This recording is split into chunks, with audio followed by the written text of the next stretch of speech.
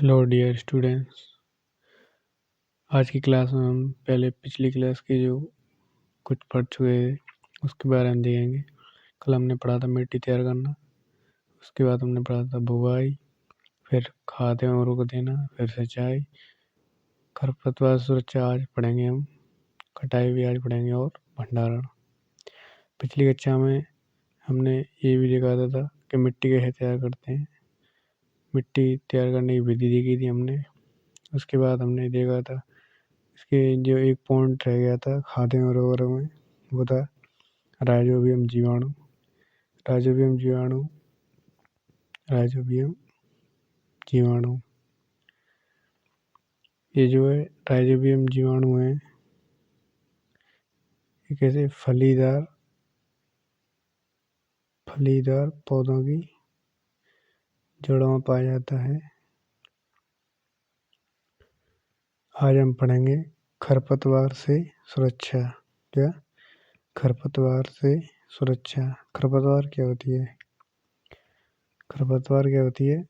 ये जो नीचे खरपतवार, ये जो नीचे दे रखा है, खेत में कई अन्य अवांछनीय पौधे प्राकृतिक रूप से फसल के साथ हो जाते हैं। अवांछनीय यानी जो जिन्हें हम नहीं चाहते,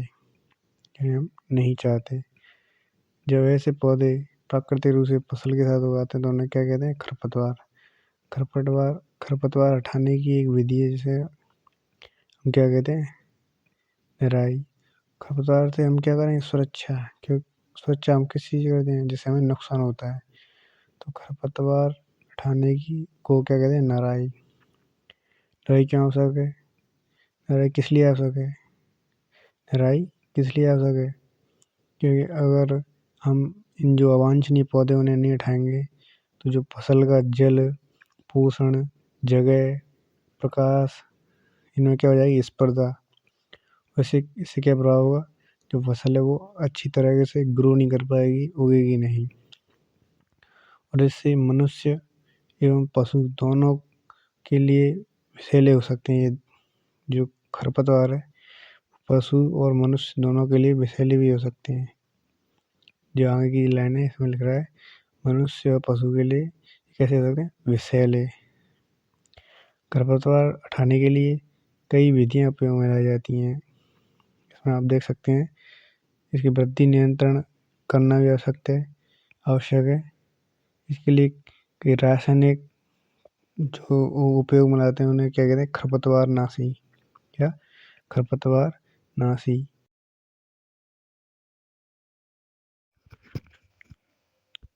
जैसा कि आप चित्र में देख सकते हैं, ये जो व्यक्ति है जो फसल है उसमें छिड़काव कर रहा है किसी चीज़ का। ये जो क्या है? ये एक रासायनिक खरपतवार नाशी है जिसका नाम है 2,4-D।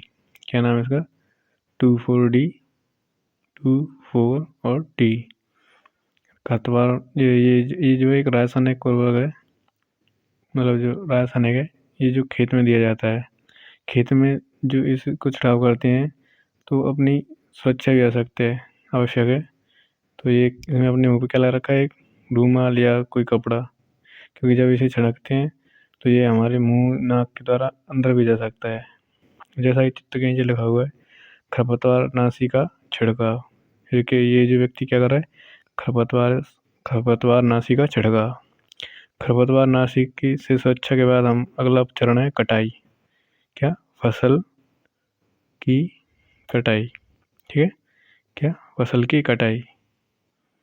जब फसल पक जाती है उसे काटा भी जाता है, तो उसे काटने के लिए जो औजार या उपकरण लाए जाते हैं उनके बारे में हम पढ़ेंगे। तो ये औजार है या उपकरण है, इसका नाम क्या है? दरांती।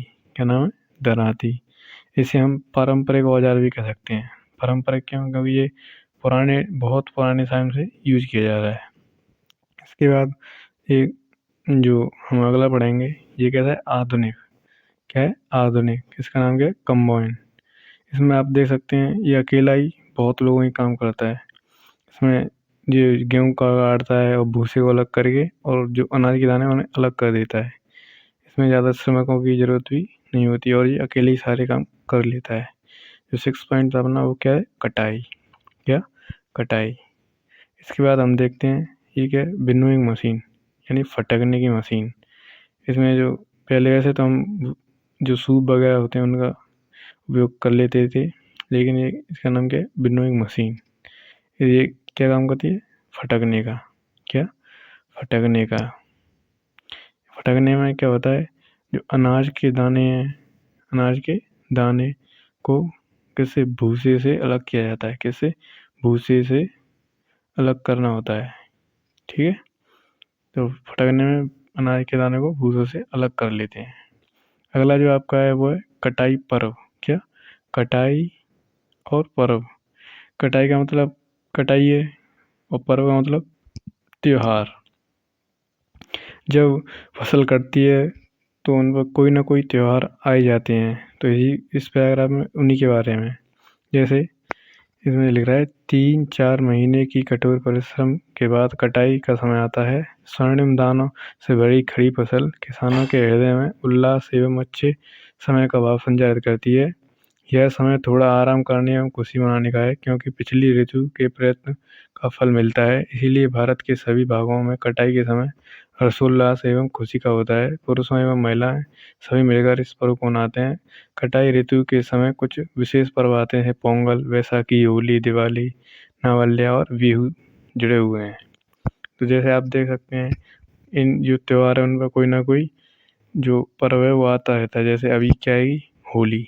होली के समय हम क्या करते हैं, जो गेहूं की बाल होती हैं उन्हें भूनने जाते हैं कि नहीं, जो हाल ही में पकी हुई होती हैं। ठीक है, तो कटाई के बाद जो अपना अगला तो पॉइंट था वो क्या था, भंडारण। क्या, भंडारण। भंडारण का मतलब, भंडारण का मतलब क्या होता है, एक एकत्रित मतलब एक ही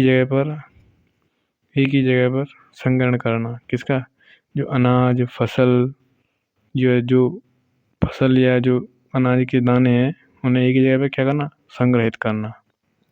क्या करना, संग्रहित करना अनाज के। अब आगे आप देखेंगे चित्र, इस चित्र में देखिए, इसमें भी आप देख सकते हैं कि ये बड़ी जो बोरियां हैं इनमें कोई ना कोई जो फसल है वो रखी होगी। क्या, कोई ना कोई फसल रखी होगी। तो जो इससे आप सुरक्षा भी करनी पड़ती है। और इसको, हाँ, इसका एक और नाम क्या है, साइलो। भंडारण को हम क्या कहते हैं, साइलो भी कहते हैं। क्या कहते हैं, साइलो। अब जो इतने इतने बड़े पैमाने पर जो फसल लगी जाती है उसकी सुरक्षा भी की जाती है। तो सुरक्षा के लिए हम क्या करते हैं, सुरक्षा के लिए क्या करते हैं, इनमें नीम की जो पत्तियां हैं वो लगाते हैं, या जो गोल दवाई वगैरह है उनका भी क्या उपयोग करते हैं, जिससे कि फसल या जो अनाज का जो भंडार है उन्हें क्या सुरक्षित किया जा सके। क्या, सुरक्षित किया जा सके। तो बस आपका जो पहला पार्ट है यहीं पर समाप्त होता है। ठीक, धन्यवाद।